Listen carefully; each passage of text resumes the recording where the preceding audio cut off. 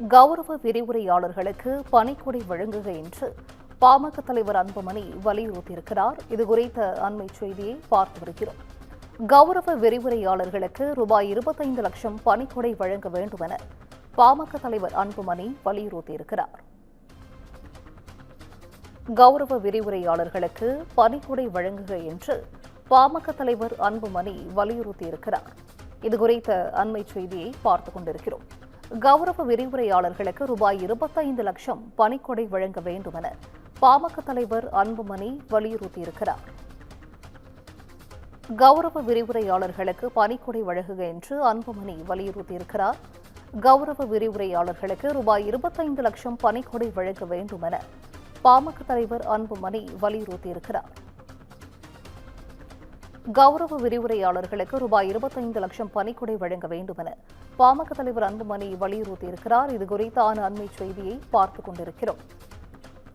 TNPSC தேர்வு கட்டுப்பாட்டு அதிகாரி மாற்றப்பட்டாரா இல்லையா எனவும் அன்புமணி கேள்வி எழுப்பியிருக்கிறார்.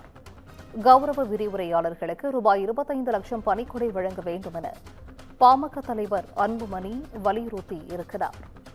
டிஎன்பிஎஸ்சி தேர்வு கட்டுப்பாட்டு அதிகாரி மாற்றப்பட்டாரா இல்லையா எனவும் பாமக தலைவரான அன்புமணி கேள்வி எழுப்பியிருக்கிறார். டிஎன்பிஎஸ்சி தேர்வு கட்டுப்பாட்டு அதிகாரி மாற்றப்பட்டாரா இல்லையா என அன்புமணி கேள்வி எழுப்பியிருக்கிறார். இதுகுறித்த அண்மை செய்தியை பார்த்துக் கொண்டிருக்கிறோம். கூடுதல் விவரங்களை சிறப்பு செய்தியாளர் காயத்ரி வழங்கிட கேட்கலாம். காயத்ரி, வணக்கம். இதுகுறித்த முழு விவரங்கள். வணக்கம் சிந்துஜா. டிஎன்பிஎஸ்சி தேர்வு குளறுபடி தொடர்பாக தேர்வு அதிகாரி மாற்றப்பட்டாரா இல்லையா என பாமக தலைவர் அன்புமணி ராமதாஸ் கேள்வியை எழுப்பியிருக்கிறார். மேலும் திமுக அரசு மக்களை முட்டாளாக்க முயலக்கூடாது என்ற ஒரு கண்டன பதிவையும் அவர் வெளியிட்டிருக்கிறார். இது தொடர்பாக அவர் வெளியிட்டுள்ள அறிக்கையில், தமிழ்நாடு அரசு துறைகளுக்கு தொகுதி 2 நிலை அதிகாரிகளை தேர்வு செய்வதற்காக கடந்த 9ஆம் தேதி ஞாயிற்றுக்கிழமை நடைபெறவிருந்த போட்டித் தேர்வுகள் குளறுபடிகள் காரணமாக ஒத்திவைக்கப்பட்ட நிலையில் தமிழ்நாடு அரசு பணியாளர் தேர்வாணையம் டிஎன்பிஎஸ்சியின் தேர்வு கட்டுப்பாட்டு அதிகாரி அப்பொறுப்பில் இருந்து விடுவிக்கப்பட்டு காத்திருப்போர் பட்டியலுக்கு வைக்கப்பட்டிருப்பதாக அரசு தெரிவித்திருந்தது. ஆனால் அந்த அதிகாரி இன்னும் பணியில் தொடர்வதற்கு திமுக அரசு அனுமதித்திருப்பது கண்டிக்கத்தக்கது என்று அவர் தன்னுடைய அறிக்கையில் குறிப்பிட்டிருக்கிறார். மேலும் டிஎன்பிஎஸ்சி தேர்வு குளறுபடிகள் தொடர்பான விஷயத்தில் தமிழ்நாட்டு மக்களை முட்டாளாக்கும் முயற்சியில் திமுக அரசு ஈடுபடக்கூடாது என்றும், தேர்வு குளறுபடிகள் காரணமாக தேர்வு கட்டுப்பாட்டு அதிகாரி வைக்கப்பட்டாரா இல்லையா, காத்திருப்பு பட்டியலில் வைக்கப்பட்டார் என்றால் அவர் அந்த பணியில் இன்னும் தொடர அனுமதிக்கப்படுவது ஏன் என அவர் ஒரு கேள்வி எழுப்பியிருக்கிறார். ஒருவேளை அவர் மீது எந்த நடவடிக்கையும் எடுக்கப்படவில்லை என்றால் அது குறித்து அனைத்து ஊடகங்களிலும் வெளியான செய்திகளை அரசு மறுக்காது ஏன் என்ற ஒரு கேள்வி எழுப்பியிருக்கிறார்.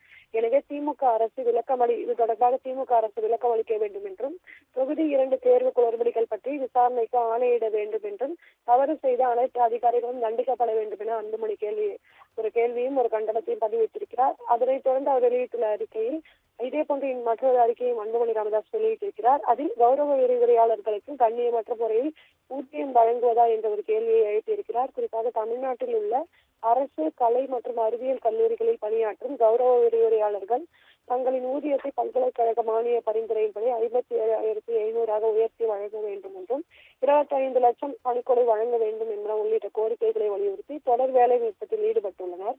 அவர்கள் போராட்டம் 4வது நாளாக இன்றும் நீடிக்கும் நிலையில் அவர்களின் கோரிக்கை குறித்து பேச்சுவார்த்தை நடத்துவதற்கு கூட அரசு இன்னும் முன்வராதது கண்டிக்கத்தக்கது என்று பாமக தலைவர் அன்புமணி ராமதாஸ் தெரிவித்திருக்கிறார். மேலும் கௌரவ விரிவுரையாளர்களுக்கு இழைக்கப்பட்டு வரும் சமூக அநீதியை தமிழக அரசு உடனடியாக களைய வேண்டும் என்றும், அதே போன்று மாதம் 57,700 ஊதியம், 12 மாதம் ஊதியமும், வருங்கால வைப்பு நிதி, மருத்துவ காப்பீடு, பெண் விரிவுரையாளர்களுக்கு மகப்பேறு விடுப்பு, பணி ஓய்வின் பொழுது 25 லட்சம் பணிக்கொடை என்பன உள்ளிட்ட அவர்களின் அனைத்து கோரிக்கைகளையும் நிறைவேற்ற அரசு நடவடிக்கை எடுக்க வேண்டும் என்றும் அன்புமணி ராமதாஸ் தெரிவித்திருக்கிறார். சிந்துஜா.